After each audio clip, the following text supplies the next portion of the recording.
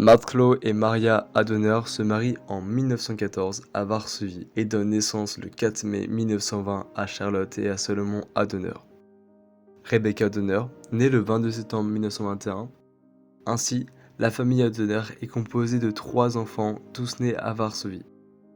Märtlo Adoner quitte le pays après avoir frappé un soldat russe en raison des propos antisémites qu'il tenait, et s'installe à Paris aux 10 rue des Deux Ponts. Sa famille le suit un an plus tard, en 1922. Le 5 mai 1925, le 4e enfant de la famille, Milo Adoner, naît à l'hôpital Rothschild dans le 12e arrondissement de Paris. 3 autres enfants suivront. Henri, né le 12 janvier 1929, Lisette, le 10 novembre 1931 et enfin Dizzy, né le 7 août 1937. La grande famille Adoner, composée de 7 enfants, vit alors paisiblement à Paris. La famille Adoner devient alors française et se porte bien. Les Adoner ignorent que cette France qu'ils aiment tant et qui leur a offert une nouvelle chance va mal, car c'est le 1 septembre 1939 que la France et les forces alliées entrent en guerre suite aux tensions générées par la volonté de conquête de l'Allemagne en Europe. La France capitule et se retire du conflit en 1940 en raison de la suprématie militaire du Troisième Reich. Après la capitulation de la France en juin 1940, le territoire français est divisé en 2 zones, une occupée par l'Allemagne et une administrée par le gouvernement de Vichy.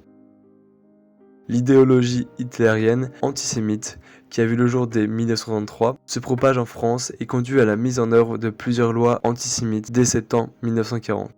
Ces lois, aussi appelées ordonnances, sont très inspirées des lois discriminantes allemandes décidées par le Congrès de Nuremberg en 1935.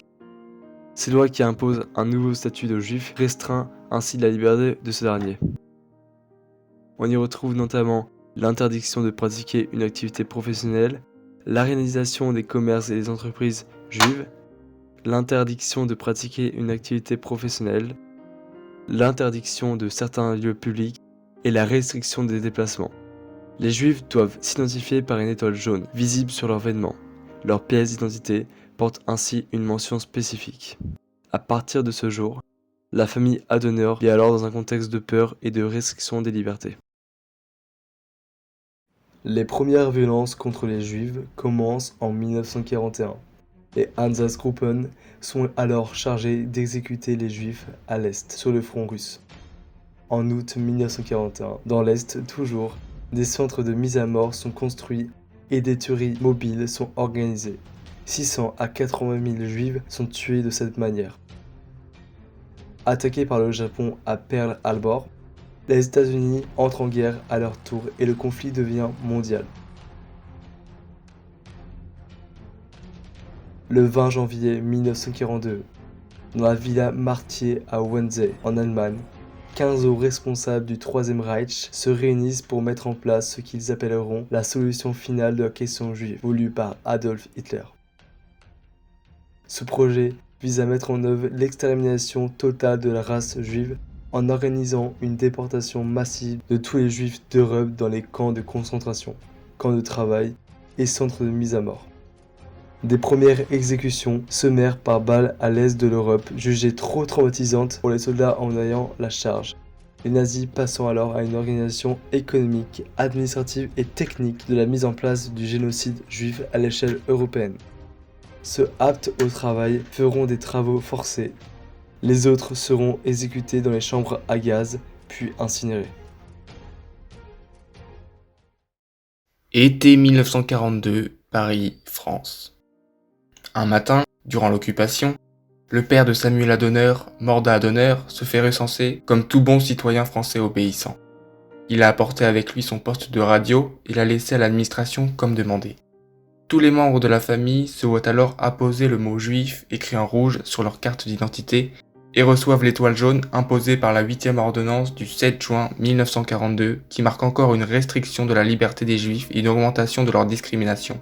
À partir de ce moment, ils marchent tous les jours avec l'étoile jaune affichée sur leurs vêtements dans la rue, boulevard Saint-Michel. Ils la cachent parfois quand ils se baladent, prennent le métro. En juillet 1942, la famille Adoner assiste à la rafle de plusieurs de leurs voisins. 12 à 15 familles sont alors emmenées par la Gestapo.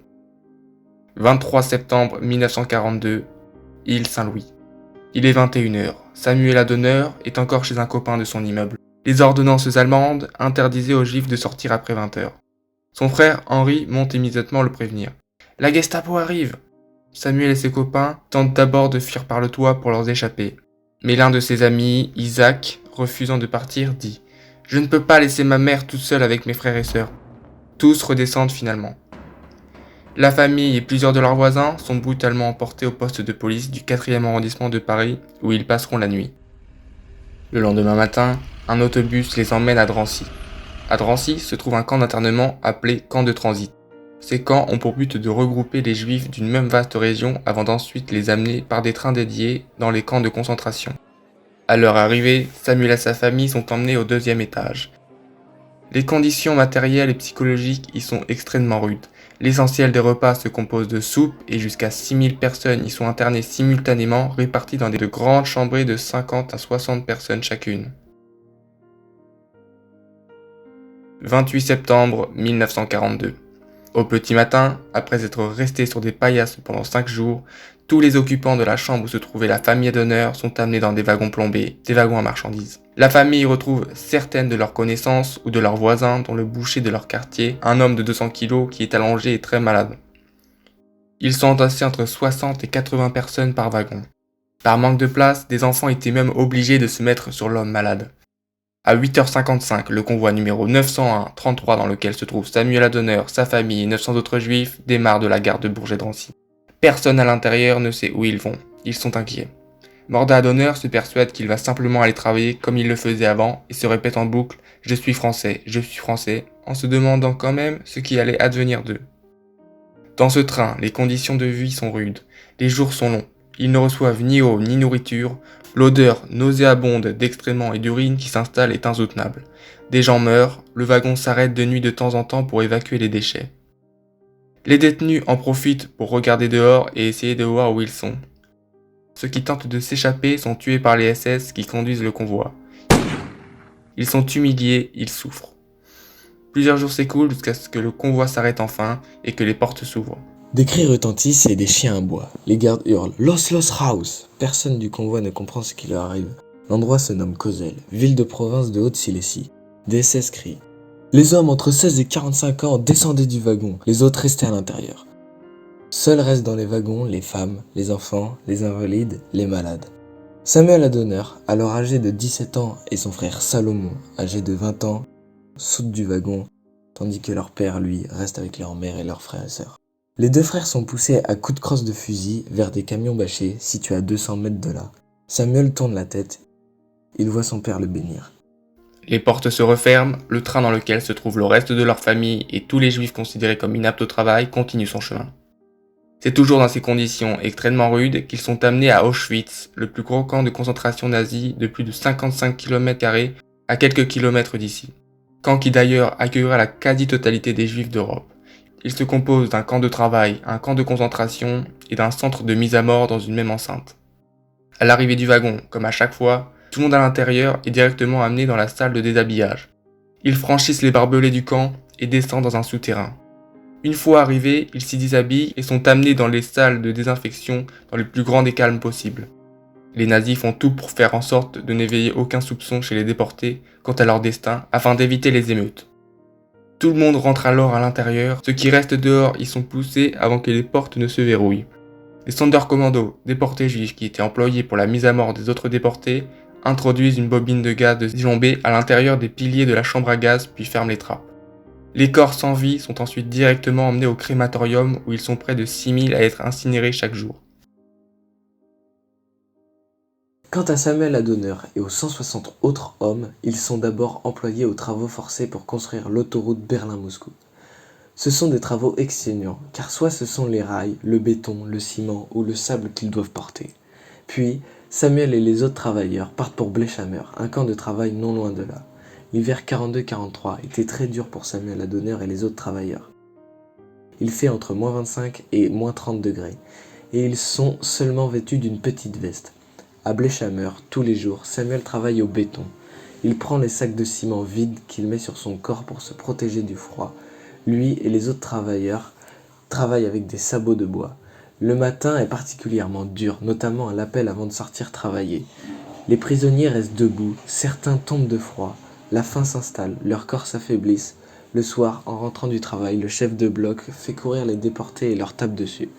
Beaucoup meurent de froid, de faim ou sous les coups. En 1944, alors qu'il pousse un wagon, Samuel Adoner se coupe le doigt. Il glisse et crève dans sa chute un sac de ciment. Un capot allemand assiste à la scène et il lui met un coup. Il tombe KO. Les conditions de vie sont vraiment épouvantables. Par la suite, Samuel est transféré à Monowitz, 3e camp d'Auschwitz, où il y reste 8 à 9 semaines et tombe malade du typhus. Sur 1200 prisonniers, ils sont seulement 100 à 120 à avoir survécu. Là, il n'y avait pas de crématoire ni de chambre à gaz, seulement des trous. On y jetait les morts et on versait de la chaux dessus. À l'approche des alliés des camps, il faut partir. Milo Adoner est évacué à Monowitz le 18 janvier 1945 à pied. La marche de la mort, jusqu'à Gross-Rosen en province de Basse-Silésie. Fuite surnommée ainsi car les déportés déjà affaiblis par le travail vont marcher sur de longues distances impliquant des grosses pertes. Son frère Salomon Adoner est fusillé pendant ce transfert. Après 11 jours de marche, Milo Adoner arrive à Buchenwald, où il y est transféré sur la colline d'Ettersberg, près de Weimar en Allemagne, puis à Niederkirchen en Rhénanie-Palatinat en Allemagne. Il s'évade le 4 avril 1945 et est libéré le 11 avril 1945 par l'armée américaine. Sa déportation dure alors 982 jours. À cette époque, Milo Adoner retourne à Paris. Il demande d'être conduit aux 10 rue des Deux Ponts où se trouve l'immeuble familial. Milo réoccupe son appartement qui avait été réattribué pendant sa déportation et retrouve aussi sa sœur aînée Charlotte, la seule autre survivante de la famille et la seule à avoir échappé à la rafle. Il s'installe alors à nouveau aux 10 rue des Deux Ponts pour essayer de retrouver une vie normale.